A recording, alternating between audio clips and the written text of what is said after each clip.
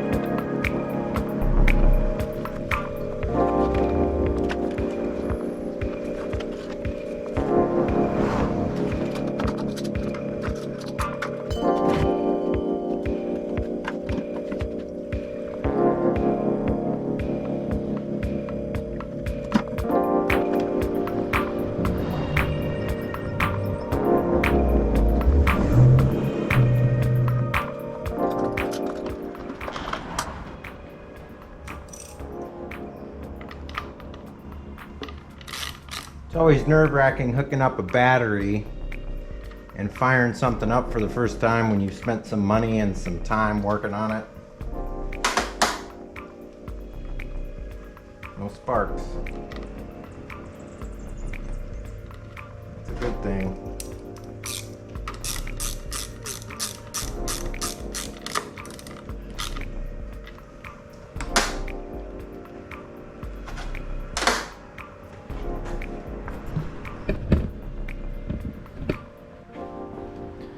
All right, guys. First startup. Here we go. I'm gonna turn the fuel bowl on the carburetor. I'm not sure if we need to choke it or whatnot, but let's give it a try here.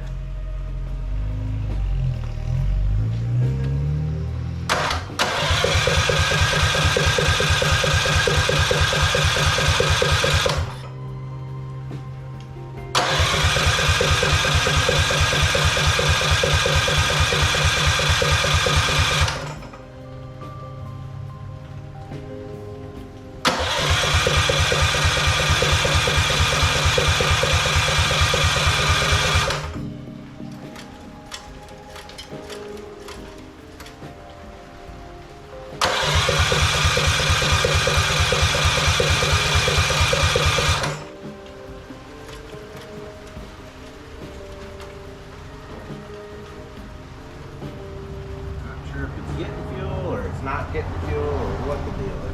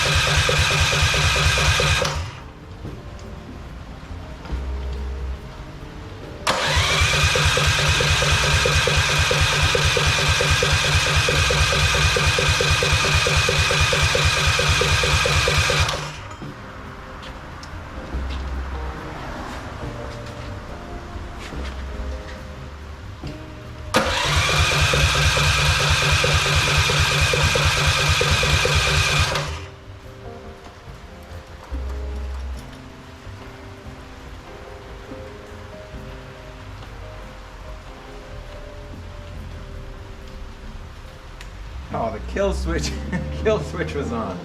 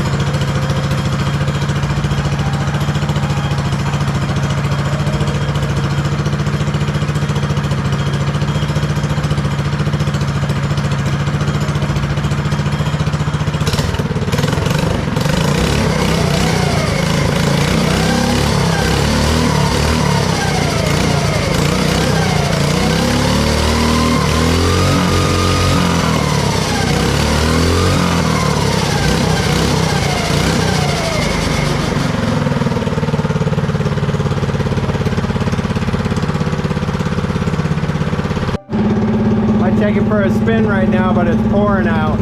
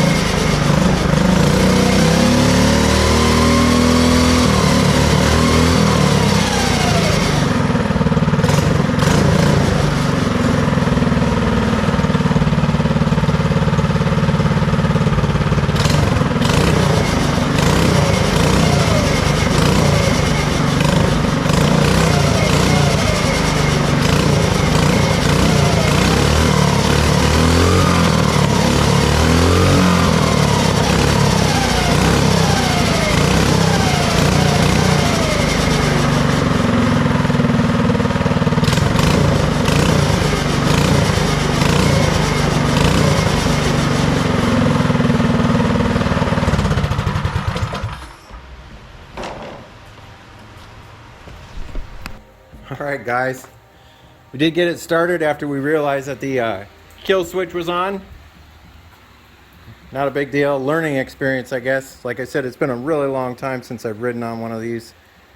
A friend of mine had one when I was a kid and I remember riding on that, so this brings back a few memories.